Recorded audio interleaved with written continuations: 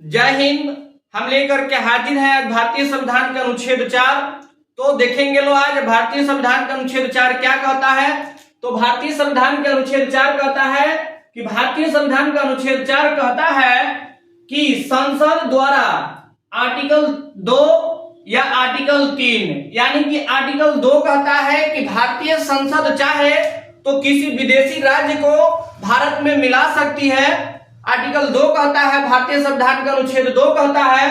वहीं आर्टिकल 3 कहता है कि भारतीय संसद चाहे तो भारत के राज्यों के सीमा, नाम, क्षेत्रों में परिवर्तन कर सकती है। भारतीय संसद चाहे इसके तहत बनाए गए किसी भी कानून के लिए पहली अनुसूची और चौथी अनुसूची में सब संशोधन शामिल किए जाएंगे।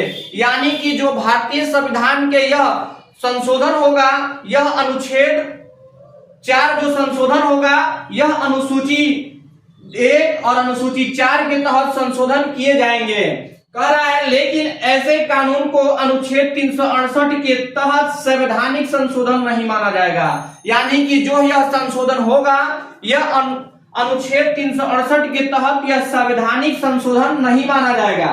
संसद साधारण बहुमत से राज्य के नाम, सीमा और राज्यसभा सीटों की संख्या में बदलाव कर सकती है। यानी हमारी भारतीय संसद चाहे तो राज्यसभा सीट, किसी राज्य के सीमा, नाम और क्षेत्रों में बदलाव कर सकती है। इसी के साथ कहता है कि 368 के तहत यह संवैधानिक संशोधन नहीं माना जाएगा।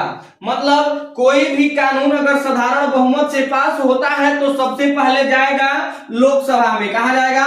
लोकसभा में। उसके बाद जाएगा राज्यसभा में, राज्यसभा में जाएगा। यानी कि कोई भी साधारण कानून जो बहुमत पास होगा वह सबसे पहले जाएगा लोकसभा में, उसके बाद जाएगा राज्यसभा में, तब जाकर वह कानून जो है पास होगा। इसी के साथ हम लोग अनुच्छेद 4 देखें और संविधान के भाग हम लोग संविधान के भाग 1 से संविधान का भाग हम लोग 1 देख लिए। इसी के साथ आप सभी को जय हिंद, जय बिहार।